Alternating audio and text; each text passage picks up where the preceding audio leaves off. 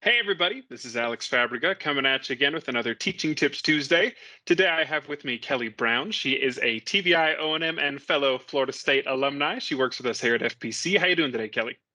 I'm doing great, Alex. How are you? I'm doing very well. Thank you so much for asking. So I understand today you want to talk about some rules of the road that keen travelers might not necessarily be aware of. Right. I've been doing a lot of O&M this year and kind of talking with my students about what drivers are doing and what they're thinking. I found that there are a lot of gaps, especially with these students when we're doing pedestrian travel. Absolutely. There is a much stronger relationship between pedestrians and drivers than I think either party really gives enough credit for, and trying to be in the mind of the other person in that equation can really help keep you safe during travel. So let's start up from the very beginning, the road itself. I've had students not really understand how drivers are positioning themselves on the road and why. Can you give us how would you teach that? Right. So kind of learning that here in America, drivers drive on the right side of the road, but that is to the driver's perspective. So when you're talking to a student about the right, it's not always their right. It could be, from a different angle. So I like to use Tactile Town or some kind of tactile map and like Hot Wheels cars or some kind of car to kind of show, all right, what is the right side in relation to the driver of the car, regardless of what angle you're looking at it from. Absolutely.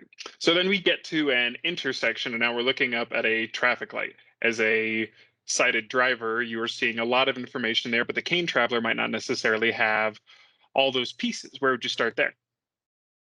Right. So I found a lot of students kind of know red and green, like red means stop, green means go. But it's kind of the nuances to that, and some of the other lights, like yellow light, tends to be a little. Students had less awareness of what that meant. I asked a few of my students, kind of upper elementary and middle school, what does the yellow light mean? Some of them didn't know at all. They said that it meant that somebody was crossing the road, kind of maybe thinking about those pedestrian signals that sometimes light up. I wasn't really sure. And then some of them would say slow down. But if I asked further, why do you slow down? Some of them didn't really make that connection that a yellow light is warning you about the red light. All right.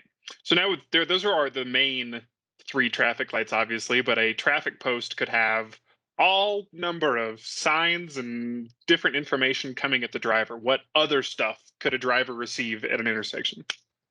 Right. So I like to talk with my students about, say, the difference between a green circle light and a green arrow. Because usually a green circle means that you have to yield to the oncoming cars, whereas an arrow means you have the right of way.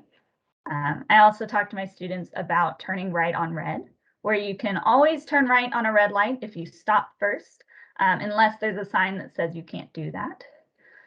So I like to talk to students about that. And I like to, tell students that drivers are supposed to stop at the red light, and we hope that they do, but we also have to kind of be aware that sometimes drivers might go slowly right through the red light, or they might go quickly if they see that it's clear and they have a shot. Just so they're aware of everything that a driver might do, as opposed to just what they should do. Yeah, it is definitely a conversation worth having that we do not live in the world of should, we live in the world that is. And even a great driver making a small mistake means that a ton and a half vehicle is going quickly through a space that someone is not expecting it. So that is a pretty substantial variable to have in mind. All right. Do you have any other general rule to the road concepts? Anybody in particular that might be able to help these students understand this a little better?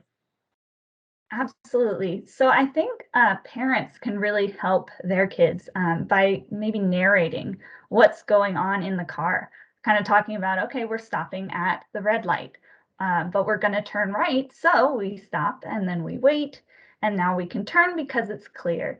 Kind of using those terms like right of way, talking about what everything that's happening on the road as it's happening in the car. Because there's kids who are sighted, they're not, or they're able to just kind of see what's happening with the lights and kind of take in that information. Whereas our kids with visual impairments, they need a little bit more of that kind of verbal description of what's happening.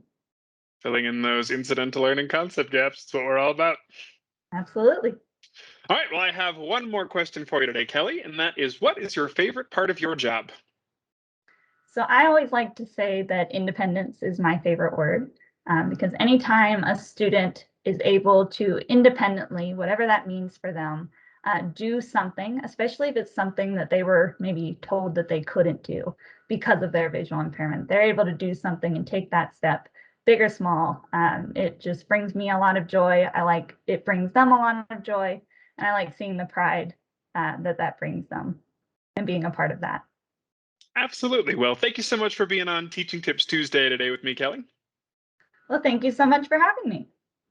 And thank you so much at home for giving another episode of Teaching Tips Tuesday a watch. As always, if you have any questions or comments, please put them down in the comments below. I will try and find an expert to get them answered. Have a great week.